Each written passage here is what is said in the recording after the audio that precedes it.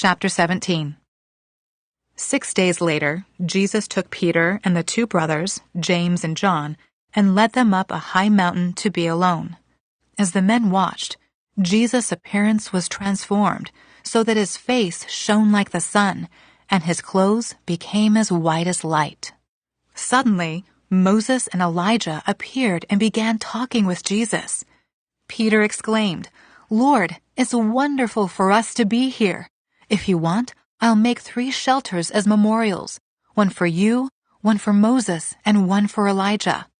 But even as he spoke, a bright cloud overshadowed them, and a voice from the cloud said, "This is my dearly loved Son, who brings me great joy.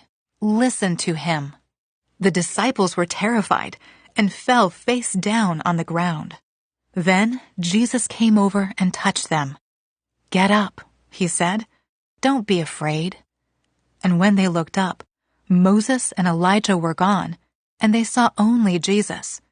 As they went back down the mountain, Jesus commanded them, "Don't tell anyone what you have seen until the Son of Man has been raised from the dead." Then his disciples asked him, "Why do the teachers of religious law insist that Elijah must return before the Messiah comes?" Jesus replied, "Elijah is indeed coming first to get everything ready. But I tell you, Elijah has already come, but he wasn't recognized, and they chose to abuse him. And in the same way, they will also make the Son of Man suffer." Then the disciples realized he was talking about John the Baptist. At the foot of the mountain, a large crowd was waiting for them.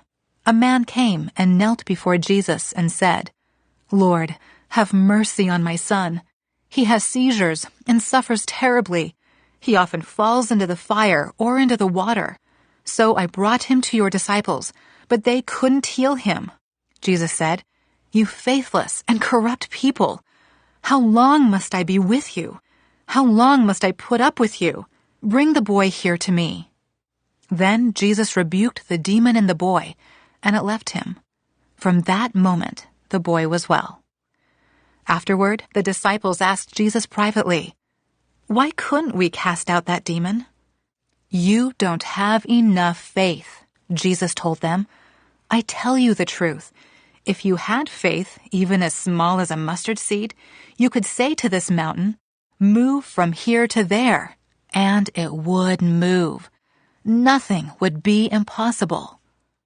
After they gathered again in Galilee, Jesus told them, "The Son of Man is going to be betrayed into the hands of his enemies. He will be killed, but on the 3rd day he will be raised from the dead." And the disciples were filled with grief. On their arrival in Capernaum, the collectors of the temple tax came to Peter and asked him, "Doesn't your teacher pay the temple tax?"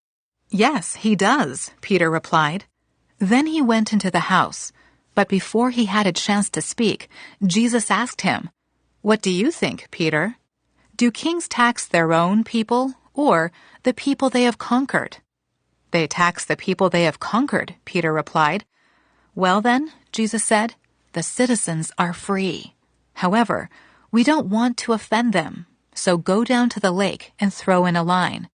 Open the mouth of the first fish you catch, and you will find a large silver coin. Take it and pay the tax for both of us."